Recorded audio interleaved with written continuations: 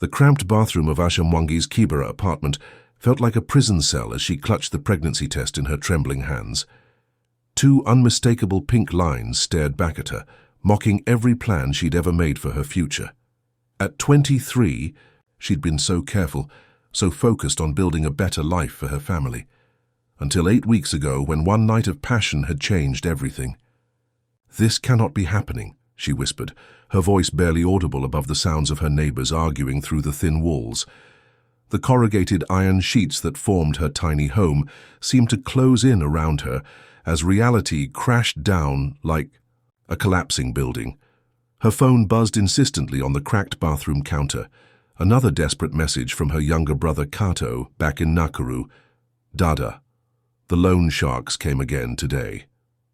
They broke Papa's glasses and said if we don't pay the 200,000 shillings by Friday, they'll take everything. The shop, the house, everything. Mama hasn't stopped crying. Please, sister. We need the money you promised." Asha's heart shattered into a million pieces. Her family's small electronics shop was their lifeline. The only thing standing between them and the crushing poverty she'd fought so hard to escape. She, quote, "Dee promised to send money from her new job in Nairobi, the position at the telecommunications company that was supposed to change their lives." But that job had evaporated the same week she'd discovered she was carrying Kenya's most powerful billionaire's child. The irony was devastating. 8 weeks ago, she'd been a virgin, completely focused on her career and family obligations. Now, pregnant and unemployed, she felt like she was drowning in consequences she'd never seen coming. Her reflection in the cracked mirror showed a young woman who looked older than her years. Dark circles under her expressive brown eyes, worry, lines creasing her smooth forehead, her usually perfect hijab-style head wrap slightly askew. She'd always prided herself on her strength, on being the one her family could count on. Now she felt like she was failing everyone who mattered most. The memory of that night 8 weeks ago crashed over her like a rogue wave, bringing with it the ghost of Malik Ochieng's touch, the way he'd made her feel like she was the only woman in the world. The Safari Park Hotel's annual charity gala had been Kenya's social event of the year, a glittering display of wealth and power that Asha had never imagined she'd witness firsthand. She'd only gained entry because her childhood friend Zuri worked for the catering company and had taken pity on her desperate job search. "Just network for one night," Zuri had whispered, as she helped Asha into a borrowed evening dress that cost more than her family's monthly income. The sapphire blue. Silk felt foreign against her skin, like wearing someone else's dreams. "Maybe you'll meet someone who can help with those business proposals you've been sending everywhere." Asha had felt completely out of place among Kenya's elite cabinet ministers with their perfectly coiffed wives, tech moguls discussing deals worth millions, and old money families whose wealth stretched back to colonial times. The ballroom sparkled with crystal chandeliers and gold fixtures, servers in crisp white uniforms gliding between guests offering champagne in glasses. That probably cost more than her monthly rent. She'd been studying the crowd, trying to identify potential contacts from the business magazines she read religiously at the library when she first saw him. Malik Ochieng commanded attention without trying. At 34, he was Kenya's youngest. Billionaire, a man who'd built a logistics empire connecting East Africa to global markets. His perfectly tailored black suit couldn't hide his powerful build broad shoulders that spoke of hours in a private gym and an athletic grace that suggested he hadn't forgotten his humble origins. But it was his eyes that captured her. Intelligent, intense, with a hint of loneliness that seemed impossible for someone so successful. She'd read about him extensively, of course. The business magazines called him a visionary, a brilliant strategist who'd grown up in Mathare slums and clawed his way to unimaginable wealth through sheer determination and genius-level intelligence. Forbes had featured him on their cover just 6 months ago, calling him Africa's next tech titan. But none of the articles had prepared her for his physical presence, the way he seemed to create his own gravity field that drew every eye in the room. "Don't even think about it," Zuri had warned, appearing at her elbow with a tray of dirty crystal glasses. "That man destroys people who get in his way, the stories I hear from the girls who work his private parties." She'd shaken her head, grimly. Beautiful women go in hopeful and come out broken. But fate, it seemed, had already made its decision.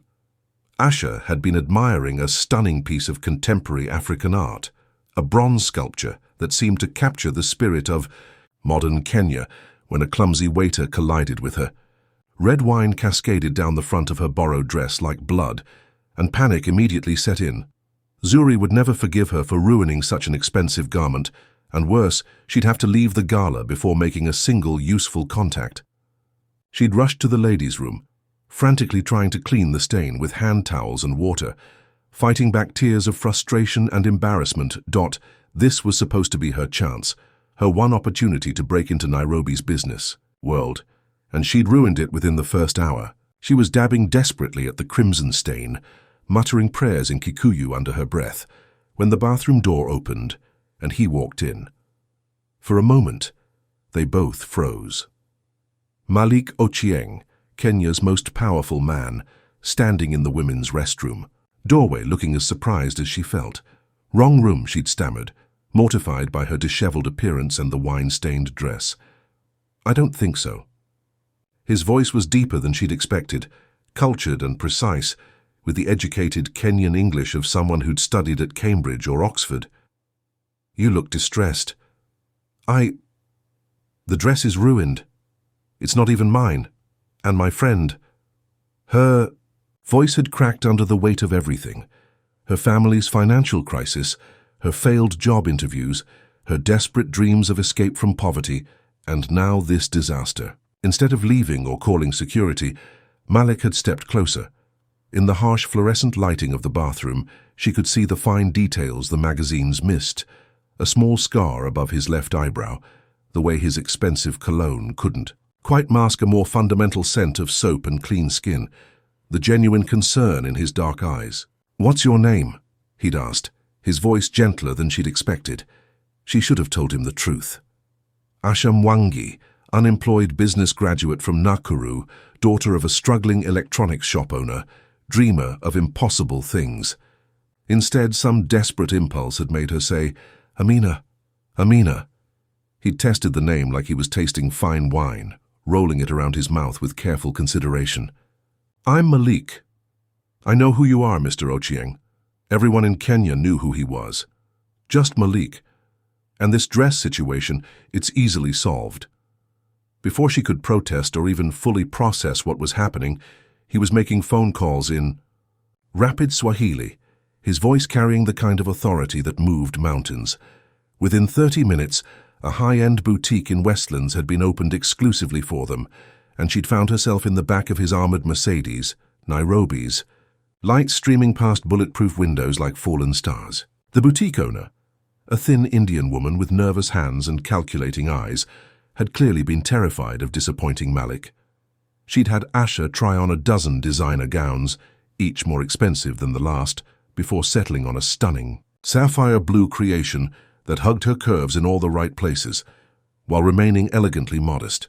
When Asha had emerged from the fitting room, the hunger in Malik's eyes had made her feel beautiful and powerful, in a way she'd never experienced. Not just pretty.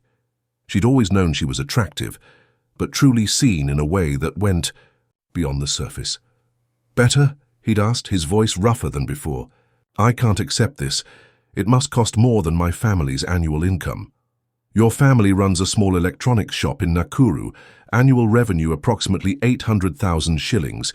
You have a degree in business administration from University of Nairobi, graduated summa cum laude, but you can't find work because you don't have the right connections." His statement hadn't been cruel, just matter of fact, delivered with the casual precision of someone accustomed to having information at his fingertips. "I had you investigated while you were changing."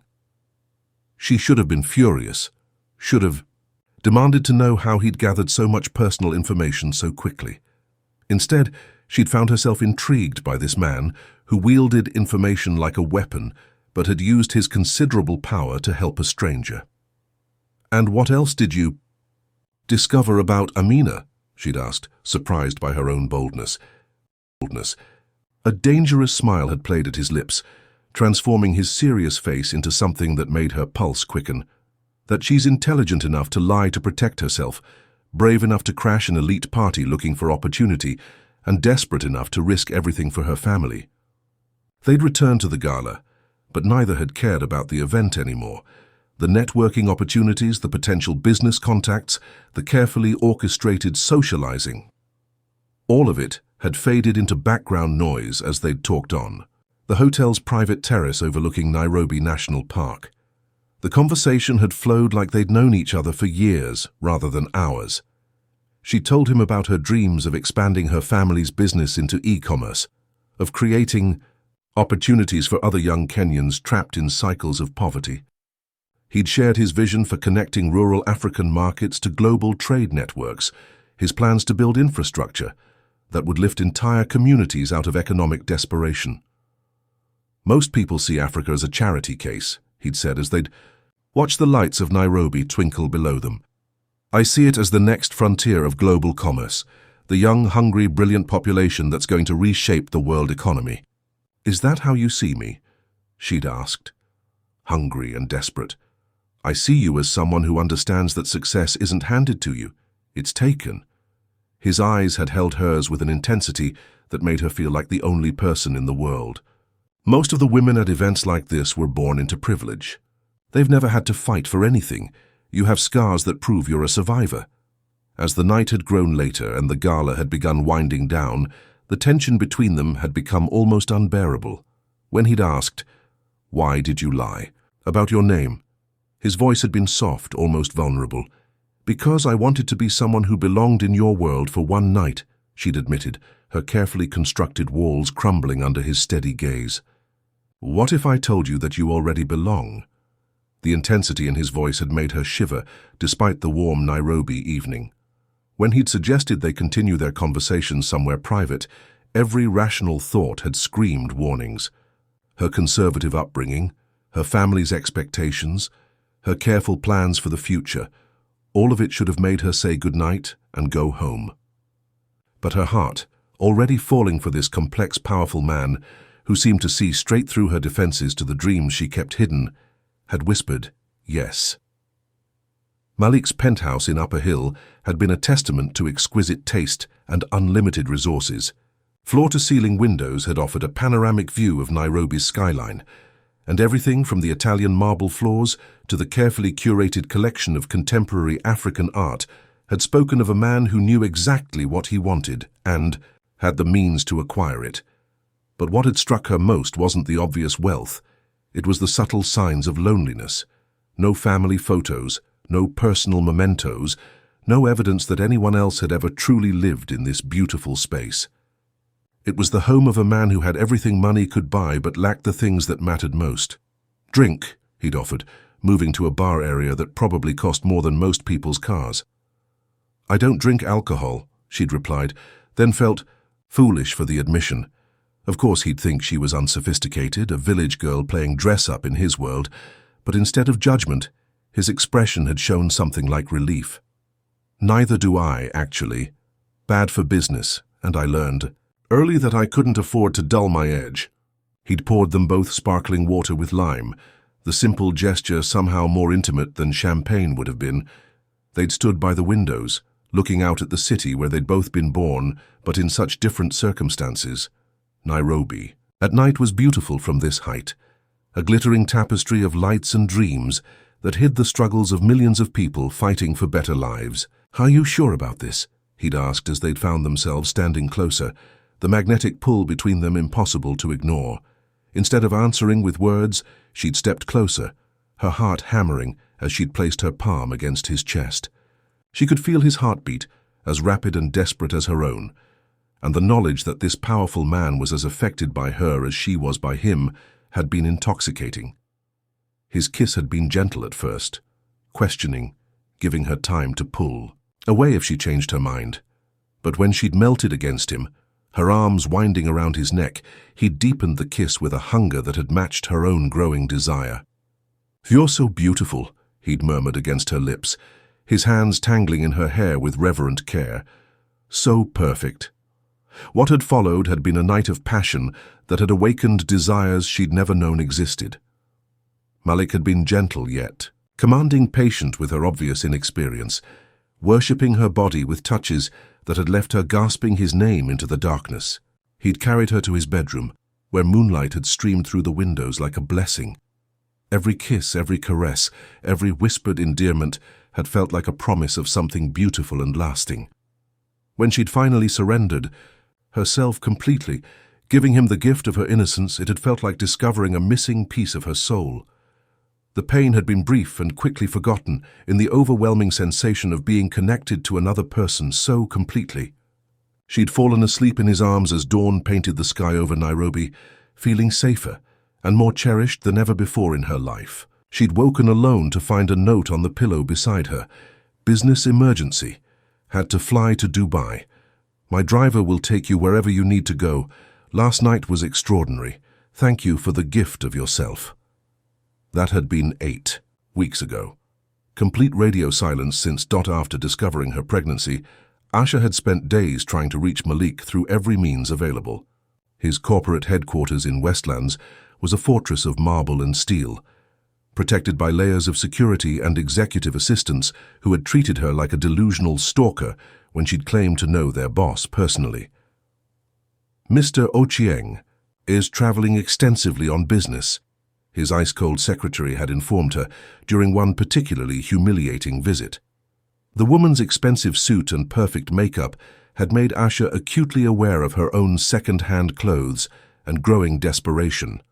He doesn't meet with unauthorized individuals, and I can assure you that your issued claims are completely baseless. She'd tried every approach she could think of. Social media messages that went unanswered, showing up at his known hangouts only to be turned away by security, even waiting outside his favorite restaurant in hopes of catching him during a business dinner. Nothing had worked. It was as if their night together had been an elaborate dream, and she was the only one who remembered it. The pregnancy symptoms had made everything worse. Morning sickness that lasted all day, exhaustion that made job hunting nearly impossible, and the constant worry about her family's deteriorating situation back in Nakuru. Her brother's messages had become increasingly desperate.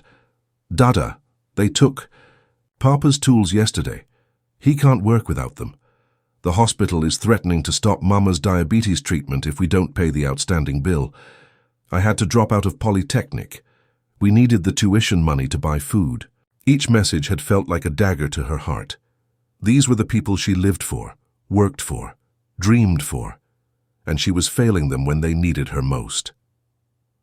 Running out of time, options, and hope, Asha had made a decision that would change. Everything. If Malik wouldn't acknowledge her privately, she would force him to acknowledge her publicly. The journalist Grace Wanjiku worked for one of Nairobi's most popular gossip blogs, Scandals and Society. They'd met at a small cafe in downtown Nairobi, the kind of place where the coffee was strong and the conversations were hushed. Grace had listened to Asha's story with calculating eyes, occasionally asking pointed questions while taking notes on her phone. She was a woman in her 30s, professionally dressed but with the slightly predatory air of someone who made her living exposing other people's secrets. "You have proof of this pregnancy?" Grace had asked without looking up from her notes. "Medical records from Kenyatta Hospital." Asha had slid the documents across the scratched table with shaking hands. "And proof of your encounter with Mr. Ochieng?" The dress receipt from the boutique, security footage from the hotel showing girls together, the Mercedes license plate from when his driver brought me home. Grace's eyes had gleamed with predatory excitement. This is good, this is very good. Village girl claims billionaire's baby. It's perfect clickbait. Our readers eat this kind of story up.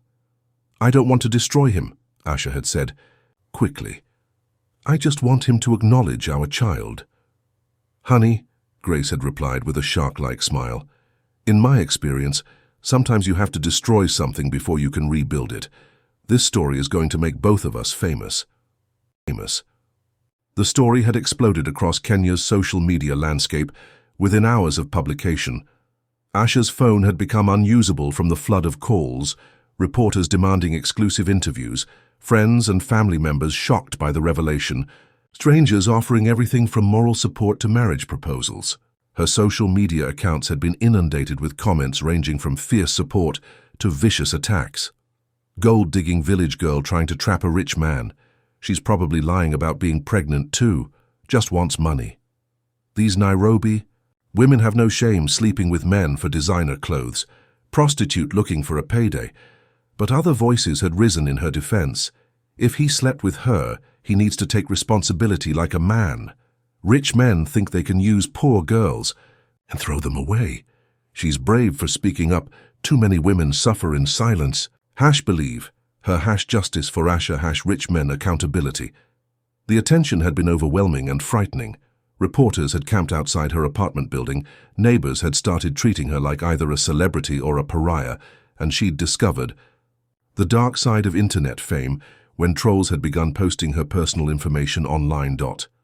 But what had broken Asha's heart completely was the phone call from her mother that evening. "Asha, what is this madness I'm seeing on the computer at the cyber cafe?" Her mother's voice had been thick with tears and shame. "People are saying terrible things about you, about our family. The whole village is talking. Your father won't even leave the house." "Mama, I can explain." "How can you explain bringing shame like this on us? We raised you better than this, Asha. We sent you to university to get an education, not to... Her mother had been unable to finish the sentence, her sobs carrying clearly through the phone connection. "I love him, Mama," Asha had whispered, "and he's the father of your grandchild." "Love?" Her mother's voice had turned cold. "You think this is love? Love doesn't abandon you when you need it most. Love doesn't leave you to face the world alone." The call had ended with her mother's tears and her father's disappointed silence in the background. Asha had realized that in trying to save her family, she might have lost them forever. But she was a fighter. She'd always been a fighter, and she wasn't about to stop now. Within 24 hours of the story breaking, Malik's legal team had descended on her like well-dressed vultures.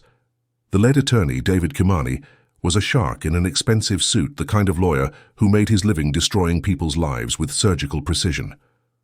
They'd met in her tiny apartment. The contrast between his obvious wealth and her humble surroundings clearly calculated to intimidate her.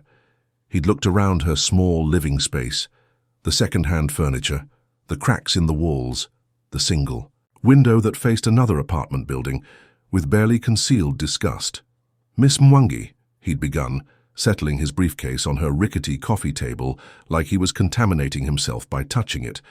"My client categorically denies your allegations. We're prepared to offer substantial compensation for you to retract your statements publicly and disappear quietly." "I don't want his money," Asha had replied, forcing her voice to remain steady despite her racing heart. "I want him to acknowledge his child. What you want is irrelevant. What you'll get if you continue this campaign of lies is a defamation lawsuit that will destroy not just you, but your entire family." His smile had been predatory, practiced. "We've already begun proceedings to have your family's business licenses revoked, your brother's polytechnic transcripts flagged for irregularities, your mother's teaching certification reviewed for competency." The threats had hit her like physical blows, but Asha had refused to let her fear show. "If he's so powerful, why are you here trying to buy my silence instead of just destroying me?" Something had flickered in the attorney's eyes. Surprise. Perhaps even respect. "You're either very brave or very stupid, young lady. I'm a woman fighting for her child. That makes me dangerous in ways you can't imagine." "We'll see about that." He'd stood to leave, then paused at her door. "You have 48 hours to consider our offer. After that, the gloves come off, and I promise you won't like what happens next." But Asha had already made her decision. She wasn't backing down. 3 days after the legal threats, as Asha sat in her apartment, wondering if she'd made a terrible mistake that would destroy everyone she loved, a knock at her door had changed everything. "Miss Mwangi, I'm Dr. Rehema Ashraf, Malik's personal physician and family friend." The elegant woman in her 50s had entered with the confidence of someone accustomed to being in control. Her hijab was perfectly arranged, her designer clothes spoke of success and prosperity, but her eyes held genuine warmth that the lawyers had lacked. "I'm here because I believe you," Dr. Ashraf had said without preamble, settling gracefully on Asha's worn sofa. "And I think you deserve to know why. Malik is behaving this way. I'm listening." 2 months ago, Malik's younger sister, Aliyah, was kidnapped by a criminal syndicate trying to extort money from him. Dr. Ashraf's voice had been calm, professional, but Asha could hear the underlying emotion. She was held for 3 weeks before he could negotiate her release. Asha's blood had run cold. Is she... Physically, she recovered. The kidnappers were professionals. They needed her alive and unmarked for the psychological torture to be effective. But mentally... Dr. Ashraf had shaken her head sadly. She's still in therapy. Severe PTSD, panic attacks, nightmares. She can barely leave the house. But why didn't he tell me? Because he's terrified of caring about someone again. The night he met you was the first time he'd been happy, truly happy, since Aliyah's ordeal. Then the guilt hit him. He'd been enjoying himself while his sister was still traumatized, still healing. Dr. Ashraf had studied Asha carefully, taking in the small apartment, the worry lines around her eyes, the unconscious way she rested her hand on her still flat stomach. I've known that man since he was 15 years old, working 3 jobs, to pay for his sister's school fees after their parents died. I've never seen him the way he was after meeting you. He couldn't stop talking about Amina, your laugh, your intelligence, your fierce love for your family. Then why the lawyers, the threats? Fear. He's convinced that acknowledging you publicly will put you and the baby in danger. But here's what he doesn't know. His legal team acted independently to protect him from what they assumed was a gold digger. He doesn't even know about the pregnancy yet. The revelation had hit Asha like lightning. He doesn't know? He's been in Ethiopia for the past 3 weeks, negotiating a massive infrastructure deal with limited communication. The first he heard of your story was yesterday morning, and he immediately flew back to Nairobi. Dr. Ashraf had stood to leave, then paused. He lands at JKIA tomorrow at 2 p.m., Gate 12. If you want answers, real answers, be there. Jomo Kenyatta. International Airport was its usual chaos of travelers, vendors, and families, but Asha had spotted Malik immediately as he'd emerged from the international terminal. He'd looked older, more weathered than she remembered, the easy confidence replaced by something harder and more guarded.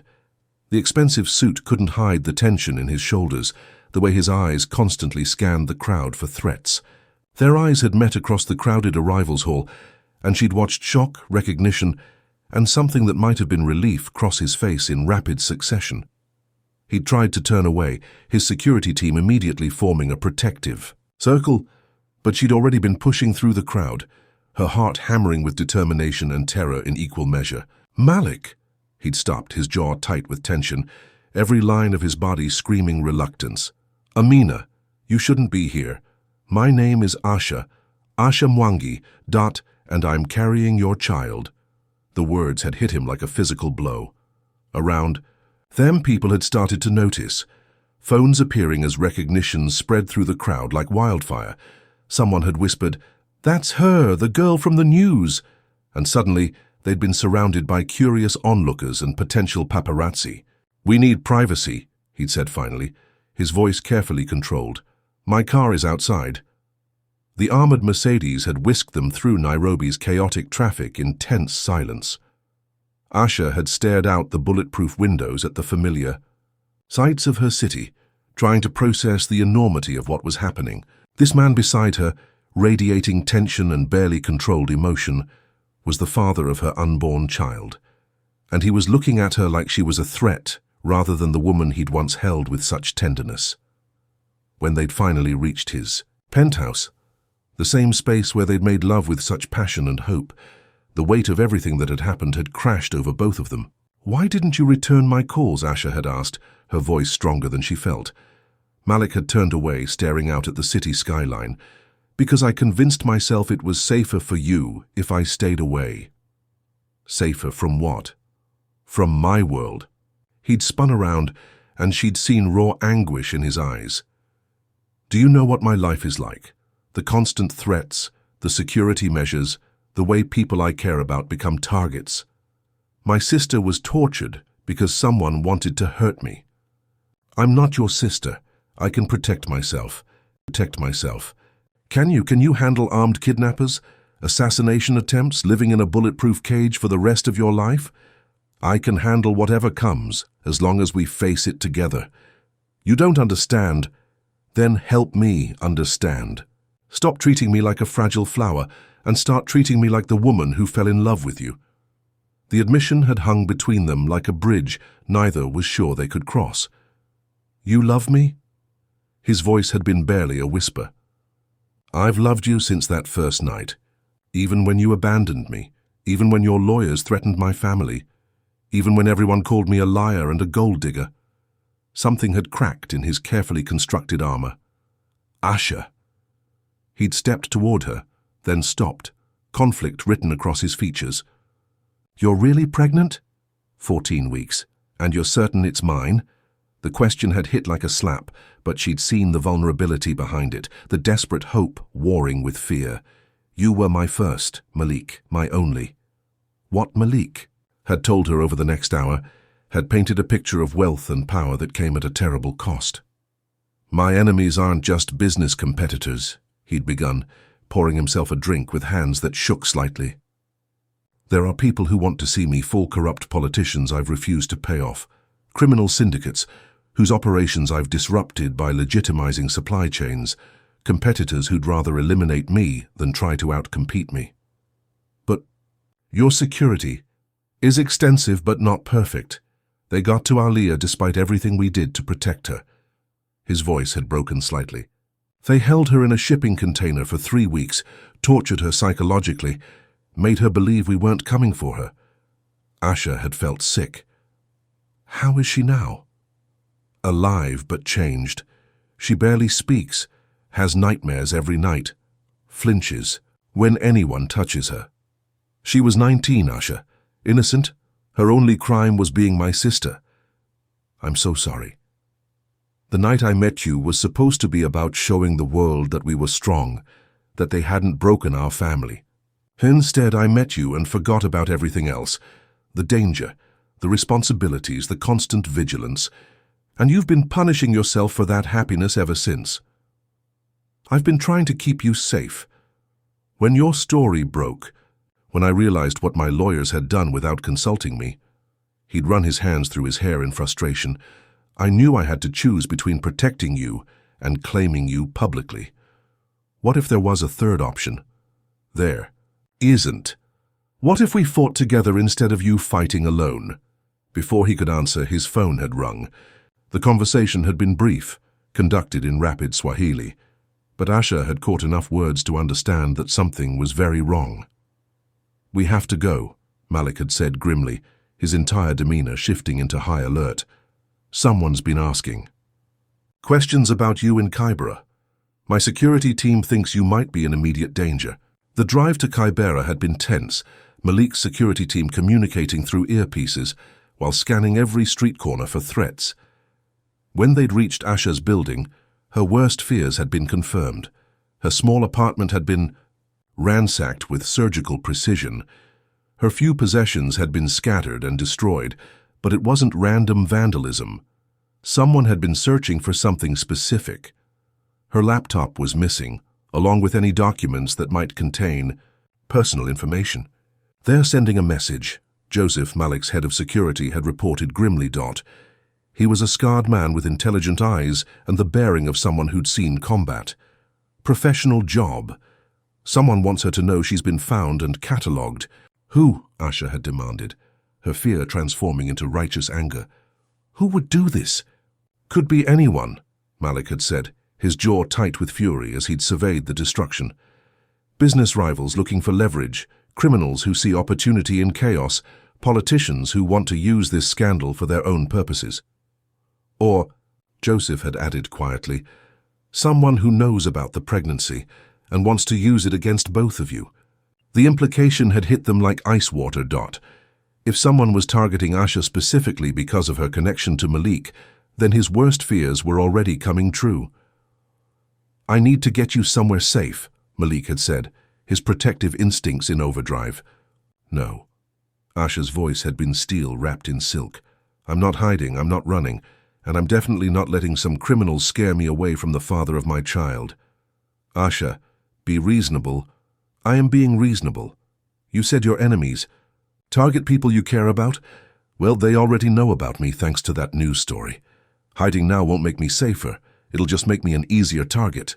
Joseph had studied her with new respect, his professional assessment clearly shifting. She has a point, sir. If they're already hunting her, keeping her close might actually be safer than trying to hide her somewhere they could eventually find. Absolutely not. I won't put her in more danger. You won't put me anywhere, Asha had snapped, her patience finally exhausted. I'm not some helpless village girl you need to protect. I survived growing up in poverty. I built my family's business from nothing with my own hands, and I've spent the last week fighting your lawyers and the entire Kenyan media. I'm stronger than you think. Strength won't stop a bullet. Neither will hiding in a safe house while pregnant and waiting for someone to find me anyway. Back at Malik's penthouse, surrounded by his security team and advisors, they'd worked through the night developing a strategy. The attackers had been careful but not perfect. They'd left behind just enough evidence to suggest they were professionals, but too clean to be random criminals and too sloppy to be government operatives. It's a warning shot, Joseph had concluded after reviewing security footage and forensic reports. Someone wants you to know they can reach anyone connected to you anytime they want to. Classic intimidation tactics. Then we give them what they want, Asha had said quietly, her mind racing through possibilities. Everyone in the room had turned to look at her. We make it public, official. If I'm going to be a target anyway, let's make sure everyone knows exactly who I am and why I'm important to you. Absolutely not, Malik had said immediately. Think about it, she'd pressed on, her business training finally kicking in. Right now, I'm a mysterious woman with unconfirmed claims. Easy to dismiss, easy to eliminate quietly without major consequences. But if you acknowledge me publicly, if you make me officially part of your world, you become a more valuable target, Joseph had said slowly, his tactical mind working through the implications, but also a more protected one, much harder to eliminate without major political and economic repercussions. It's too dangerous. Everything is dangerous now, Asha had shot back. But this way we're dangerous together, instead of you being strong and me being vulnerable. Dr. Ashraf, who had been quietly observing from the corner, had finally spoken up. There's something else to consider. Asha's pregnancy puts her at additional risk in any violent confrontation. The sooner we can establish comprehensive protection for her, the better for both mother and child. Which brings us back to making this official, Asha had said. Marriage, acknowledgement of the child, full security protection, complete integration into your life and business interests. Make me too important to touch. Malik had stared at her for a long moment, and she could see him weighing options, calculating risks, fighting his protective instincts against his strategic mind. There's one problem with that plan, he'd said finally. What? I'd actually have to propose first.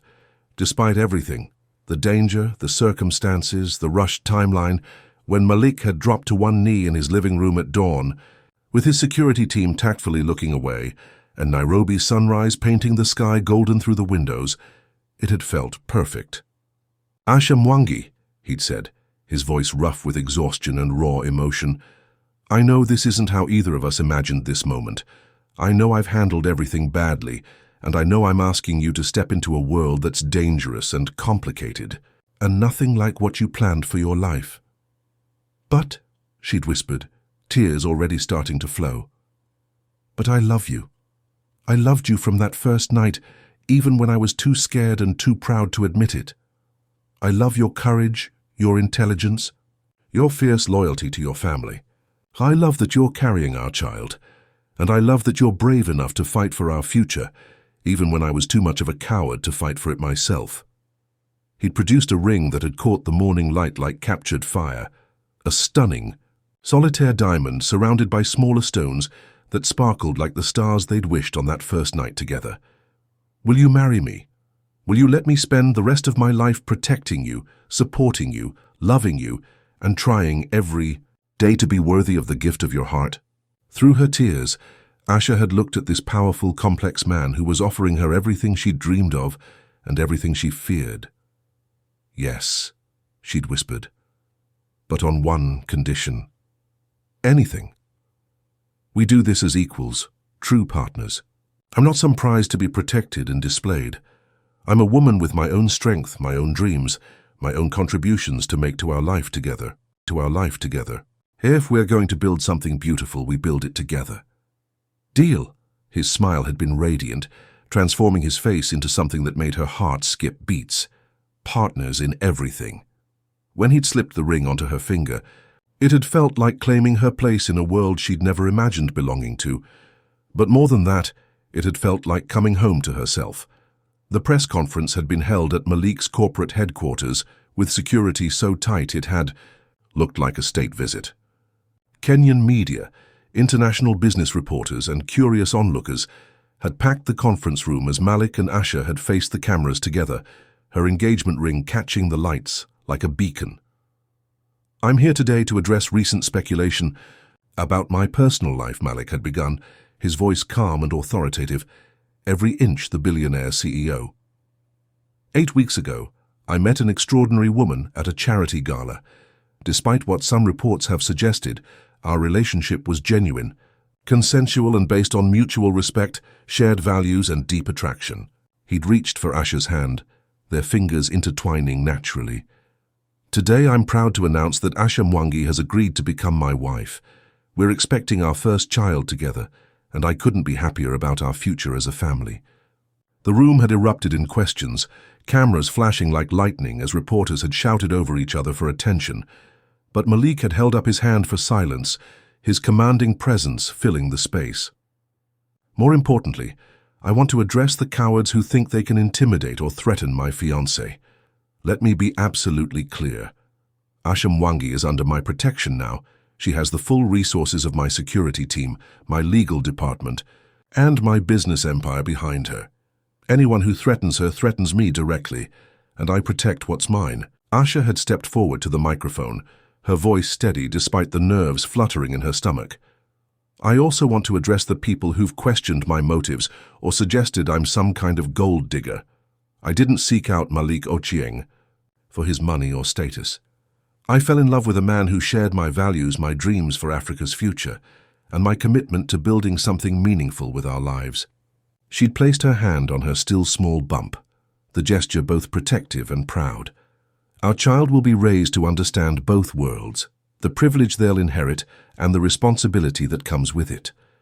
We plan to use our resources and platform to create opportunities for other young Africans who are fighting for their dreams the way I was fighting for mine. The questions had continued for over an hour, but by the end, the narrative had shifted completely. This wasn't just a scandal about a billionaire and a village girl. It was a love story about two people building a future together despite impossible odds.